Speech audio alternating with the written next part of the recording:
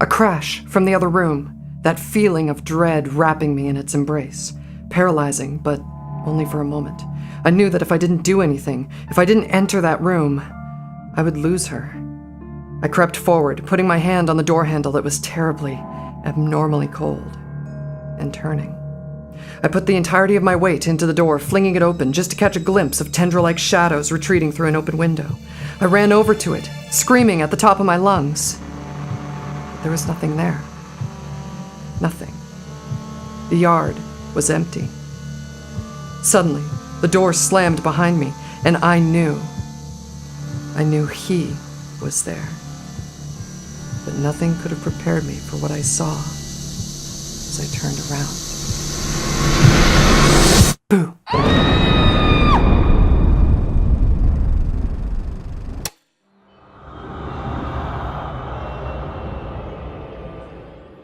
Hey, I'm Jesse, and this is Video Tempest, where we plow through the storm of YouTube content bringing you reviews, critique, and analysis. And today, we're looking at Proxy, a Slender Man story.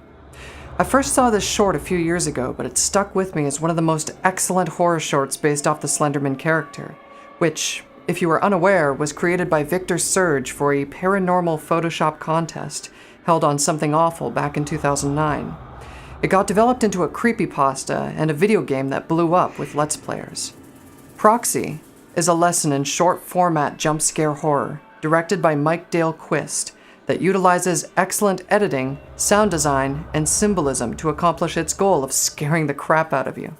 And while a lot of people may put up their noses at the mention of jump-scare horror, it's certainly a part of the genre, and, in my opinion, is used well in this short.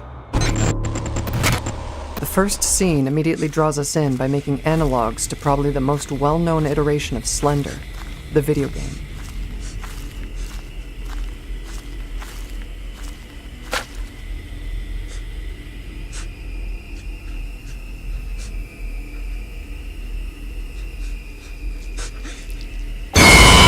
We begin with a first-person view walking through the forest with a flashlight, stumbling upon bags of what looks to be blood or organs.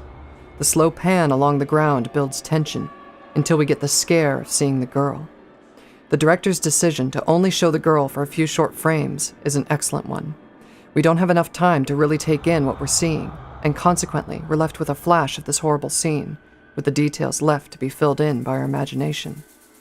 Then immediately, we're brought back into a mode of tension as the music and sound of cicadas builds during the title card, only to be dismissed by the screaming alarm clock.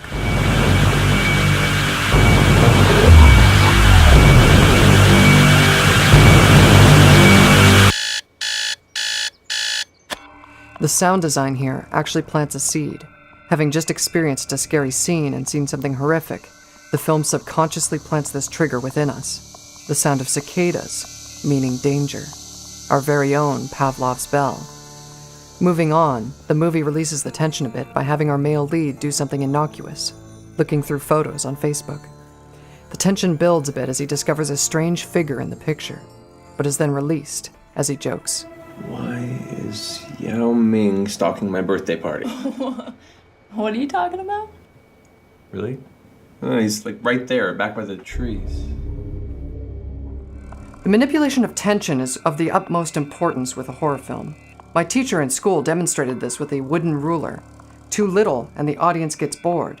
Too much and the ruler snaps before it should. But by increasing and decreasing it, you keep the audience on edge as they're constantly watching and waiting for it to get to the point where it snaps. What follows is an excellently edited montage showing our main character researching the topic of Slender Man on the internet and wonderfully depicting the passage of time. Take a look.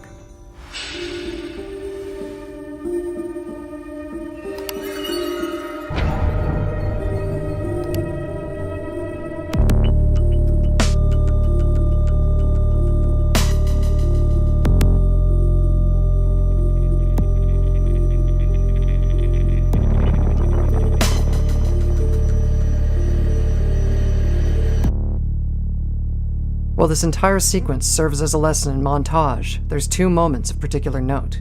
The first being this hyperlapse that slowly dollies in. It expertly shows the passage of time through the change in lighting, while at the same time maintaining a feeling of unease with the jerky movements of our main character.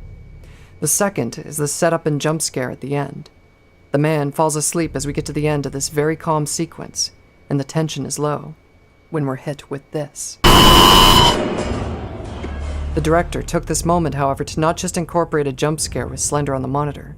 He actually keyed out the wall behind the desk, replacing it with the forest we saw at the beginning of the film.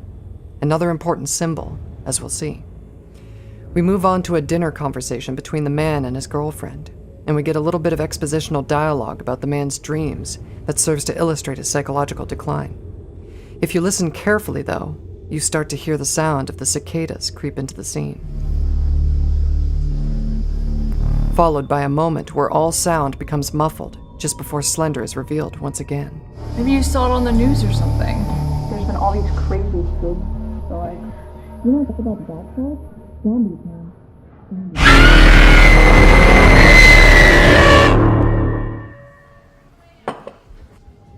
This is excellent sound design. All these auditory cues build throughout the movie and act as motifs, auditory symbols that have emotional meaning to us. The cicadas represent building tension, dread of what's to come. When we hear them, we know that Slender is coming. The muffled audio tells us Slender is here, but you haven't seen him yet. It's at that point that we know that our main character has lost touch with all reality around him and is under the influence of Slendy. And finally, the jump scare audio is an overload of the senses, as pervasive to our ears as a scene full of blood and gore is to our eyes. All of these sounds work together to create an auditory experience that holds as much tension as the story itself. After the dinner conversation, we have an excellent transition using a match tilt, creating a seamless transition between the dinner scene and the man awake in bed, leading into one of my critiques of this film. I think this scene where the man gets into his car and sees Slender once again is unnecessary and should have been cut. It doesn't really add anything to the overall story, and it utilizes another jump scare too soon. I don't really see it serving a purpose, but hey, if you disagree with me, let me know in the comments why. Finally, we move on to the scene that really sold this movie for me. We see the man sitting on his couch, centered in the frame, solitary, and as we cut to the medium, we see he's lit with very harsh downlighting, visually representing his psychological downfall. The elongated shadows fall over his eyes, to the extent that they're almost entirely black. The eyes are the windows to the soul, and we can see his soul has been overcast by darkness. And, once again, the sound of the cicadas is present, but they're not getting louder, they're constant, like Slender is now this man's dark passenger, who is with him always.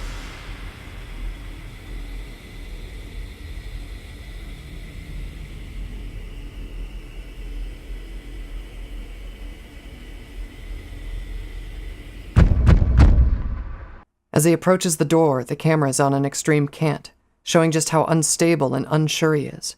We get an excellent build-up here, followed by a red herring, followed by probably the most badass representation of Slender I've ever seen. Just watch.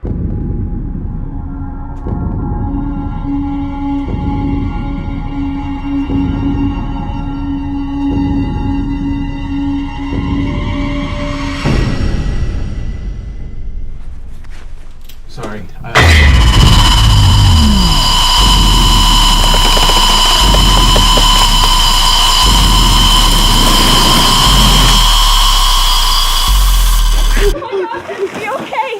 I love how even at this moment, as the big bad steps through the front door of this man's house, we're reminded that, in reality, there's nothing there. His girlfriend doesn't see Slender. The evil is within the man's mind, and all the sights and sounds we hear is a fiction within his head, a symbol of his decline. The man hears running water and steps into the bathroom, leading to one of the best and most unnerving transitions within the film.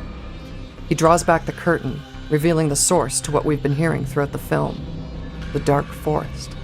As he looks up, the ceiling of the bathroom disappears, followed by the rest of reality, as he is now entirely surrounded by the forest. But is the forest real? What's happening? Where are we? What are you talking about? We're home. Nope. The forest is a representation of Slender's influence, and now that he is completely encompassed within it, that influence is complete. We end where we began.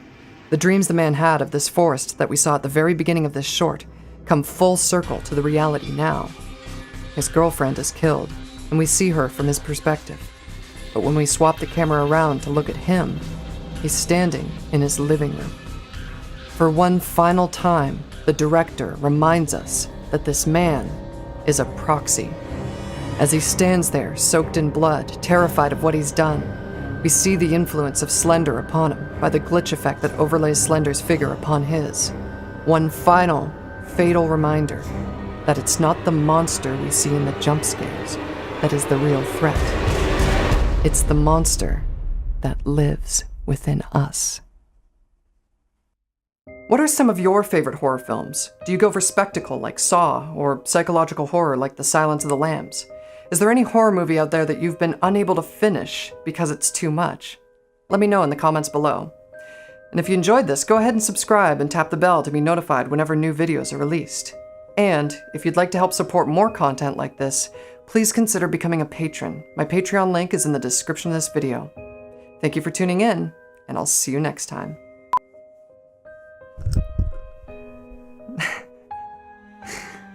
Yeah? All right. Cool. And in this corner,